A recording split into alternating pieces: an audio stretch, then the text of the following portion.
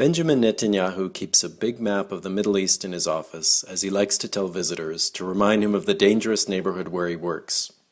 When foreign officials criticize him for Israel's policies towards the Palestinians, he always changes the subject back to Israel's status as an island of democracy and stability in the Middle East.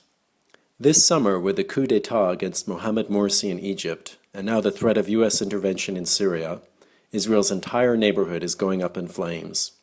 To the north, Lebanon, after years of relative calm, is suffering serious sectarian conflict. In the south, the Gaza Strip looks more volatile too, now that the Islamist group Hamas has lost its closest ally, the deposed Egyptian President Morsi. Israel's only quasi-stable neighbor right now is Jordan, but even there, King Abdullah faces threats from a weak economy and a huge influx of Syrian refugees. In this context, the island nation Israel and its prosperous high-tech economy, which grew 5% in the second quarter of this year, seems positively surreal.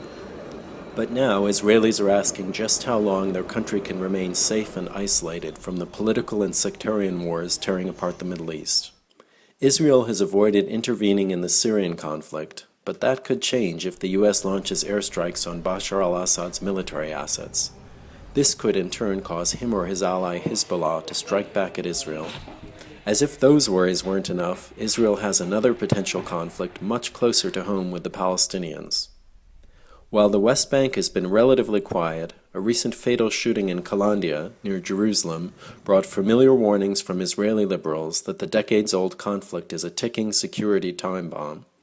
That's why analysts are keeping close tabs on the secret peace talks now taking place between the two sides, led by Israel's Tzipi Livni and the PLO's Saeb Erekat. The differences between the two sides are huge and could well prove insurmountable. Still, there's a glimmer of hope in Israel that Netanyahu could be the latest right-wing Israeli leader to offer the Palestinians historic compromises in the interests of peace.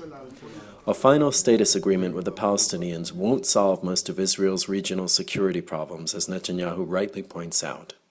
But they could deliver a public relations windfall and an economic peace dividend that would make Israel that much safer in the Middle East.